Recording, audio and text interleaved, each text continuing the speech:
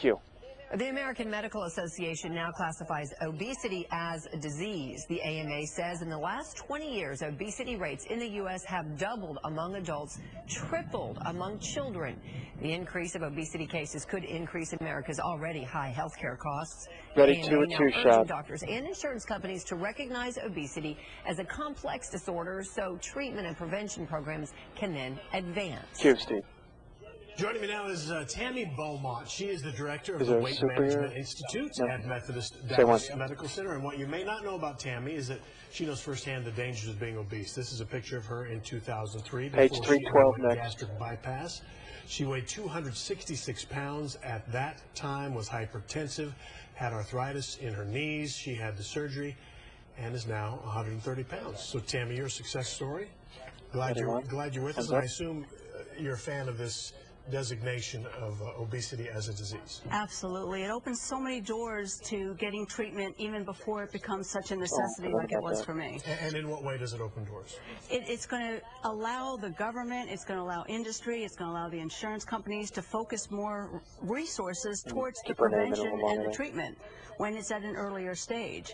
Getting people into the schools, teaching people how to eat properly, how to choose the right foods, working on the behavioral characteristics that really make the difference in your weight and your future health. And let's not mince words. Obesity leads to all kinds of bad things. Yeah. Right? I mean, it's the foundation for almost every disease process. And you said you had trouble with your knees. That's kind of something that people don't think about, but foot and knee problems just because you're carrying around all that. 4 names. Not to mention your back. Right. How many people's back aches are because of it?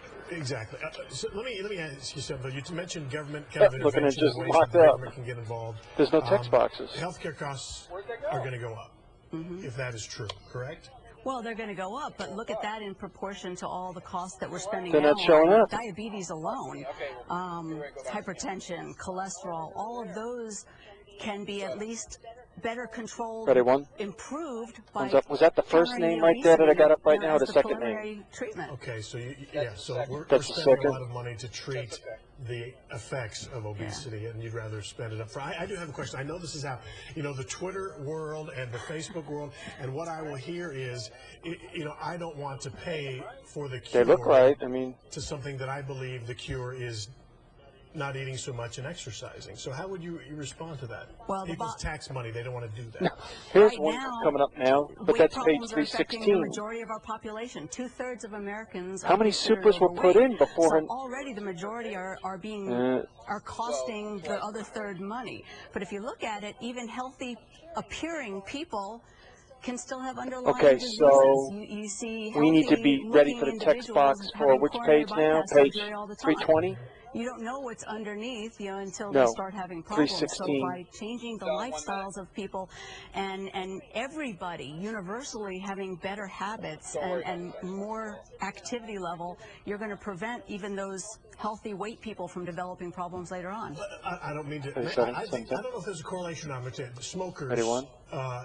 One's up. Smokers get a lot of illnesses too, and we sort of punish them for that medical cost down the road by taxing the heck out of cigarettes. Should overweight people be culpable for some of the financial problems here, or financial costs, I guess? Well, I think that it's still a behavior thing, and I think it can be the underlying cause is that, like when I was young, I didn't have the right education to know that bread should not be eaten as your main course and pasta. And I think if I had learned that correctly, it would have led to the obesity issue, the weight problems that I had. So I'm not necessarily being punished. She needs to kill out 322. And I'm not sure the pushback will be against education. I don't think it would. It would be like if we're going to pay for gastric bypass surgery or something. I think people might say, well, I don't.